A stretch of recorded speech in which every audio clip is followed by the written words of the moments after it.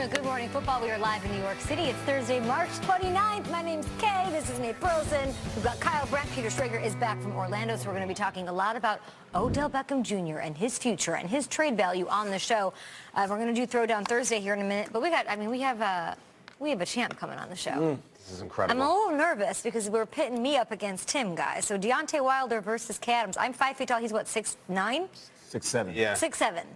And throws bombs. I mean, bombs. This is the guy who's putting American heavyweight champs back on the map, knocks everybody out. Throws them from the parking Talks lot. a great game. I am so excited for him to be here. He's one of the most physically imposing guests we've ever had and one of the most charismatic. Oh, I'm glad we're putting him up against me then. How about that, Kay? You ready? Sounds a great time for the lead block. Lead block! Kay, in the meeting yesterday, I got really sharp elbows. Okay, start throwing them then, Bill Cartwright. I do. Okay, you're going to need them. He knocked out a Polish lefty. I'm a Polish your lefty. people. Yeah, it doesn't bode well. About to go down. Okay, we're excited about that. The annual league meeting kicked off the new league year, and it's come to an end finally. Now teams have their sights set on 2018, preparing to battle for the Lombardi Trophy, and we cannot wait for September. So we've set up a couple of battles of our own. It is a fresh edition of Throwdown Thursdays. Here's what we have up first. Odell, where's the back page? There, you want that one. I do have this one. Okay. I think it's a little much. Do you like this one? I feel like they're emptying their bank of Odell headlines in case he leaves. Their drafts folder, they're just make sure in case he goes. They had that one We're right. about to empty it out on Odell here because we've done it every day for the past week. But he's one of the hottest topics of the league meeting this week. We know what an incredible player he can be. But according to NFL Network insider Ian Rappaport, he might not take the field this season without a new contract. So, guys, will we see more? Which will we see more of in 2018? Odell on the field or Odell off the field? That is your round one. Is it who's going to win? Like, who wins at life? What's the question? Take Look it at the however one on you the want. right. Look at that. I like it better that way than they say it. So, Like who prevails? Almost like Spider-Man looking at Spider-Man. Like, who's Bruce stronger? Wayne and Batman. Who's stronger? Bruce Wayne or Batman? Okay. I'm going with Odell off the field. I feel like Odell off the field is an absolute rock star. Odell on the field is an athletic superstar. And sometimes they cross paths, sometimes they're synonymous, but the one that always wins, especially when you're a New York Giant, is the rock star. I mean, you look at Lawrence Taylor. When he played, the best linebacker, some say, ever. Off the field, some great things, a couple of bad things, but he's still a megastar off the field because you remember him as a Giant. Look at Strahan. Strahan was a monster, a legend, Hall of Famer, right? Him right now making way more money than he's ever made as a football player. Odell, now and when he leaves the game, will forever be a rock star. I'm going with off the field, Odell. Off the field, what do you got? Off the field. Listen, if he goes to L.A., off the field. They might as well change TMZ to OBJ. I mean, seriously, he will be everywhere. You ever come down the baggage claim escalator at LAX? It still sounds like locusts. I think if he goes to L.A., they have a new star of a network. He has his own network. It's called TMZ. But that means he's winning? He's winning off the field with that sort of thing going I on? don't know if he's winning. Which are we going to see more of? winning. I think it's going to be off the Now field. you guys are each taking the question however you want it. I don't So go understand for the it. question, but I think it's off. I mean, I think it's off the field, too. I think he's more of a rock star off the field than on the field. I feel like on the field, I mean, he played last year. He was great when he made all those one-handed catches. He's an incredible athlete. Probably has the best hands in football. But this guy, I mean, this guy's everything about it. If he goes to L.A. especially, this guy is Hollywood times 10. It's going to be Movies, 6 reality shows, 7 movies. I think he's the most famous football player in the NFL, and I think that transcends sport. I don't think that's the case with every player in the league. Love that. All right, moving on here for our next throwdown. 2 quarterbacks who have changed addresses this offseason. The new guy in Minnesota, Kirk Cousins. We just saw his pictures of his old house there on the East Coast versus the new guy in Washington, the new guy in town, Mr. Smith goes to Washington. So Smith's new coach, Jay Gruden, has said his team is without a doubt better than they were with Cousins. But which quarterback do you think will have the most success with their new team? I like that because what else is he supposed to say, right? Is he supposed to say, you know what, we were really good with Kirk. We lost a good one here, Yeah, man. we're not going to be the same. Of course you're supposed to say that. What team's going to be better? I would say that Alex Smith has a better chance of improving his team than Kirk Cousins because Kirk Cousins, the Vikings were so good that what do you have to do to improve that team? We all know what he has to do, right? You got to go win yourself a Super Bowl. How hard is it to win a Super Bowl? We all know the answer to that.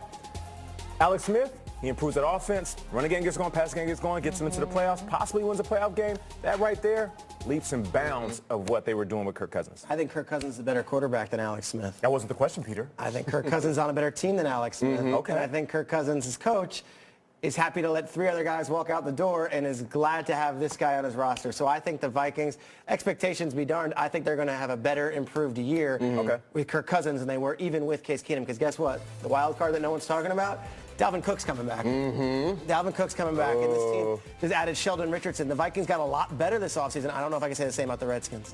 Is Jay Gruden and Alex Smith, are they going to have to play Odell twice a year or not? Or is he going to move out of the division? That could be a swing of power. But I'll look at this. We talked so much about how Alex Smith had this career great year last year.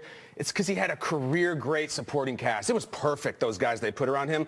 Unless Paul Richardson blows up in Washington, I don't think he has the same. And Minnesota is so loaded. I got to go with Cousins. But you love Paul I do. Richardson, and you do think he's going to explode. But I'm in the minority. That's my guy. I'm investing in him, but not a lot of people For are. our next matchup, we Dan just Snyder. mentioned Jay Gruden. Now let's pit him against his older brother. Who will have more wins, guys? More wins in 2018. Is it John Gruden in Oakland or Jay Gruden in Washington? Kyle?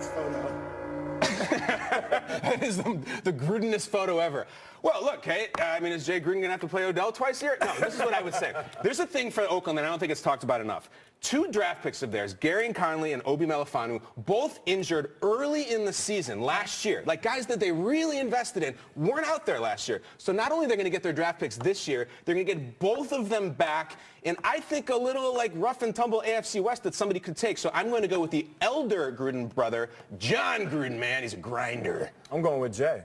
Okay. I feel like with what they were able to do last year with Kirk Cousins and then the pieces that they added to the Washington Redskins squad, they're going to be a better team. Now, if you ask me who's more talented, I'll tell you the Oakland Raiders. I feel like the Oakland Raiders have more talent. They got Marshawn, they got the wide receiver, they got Amari Cooper. Of course, Derek Carr coming back. The defense looks like they're getting better than they were in previous years.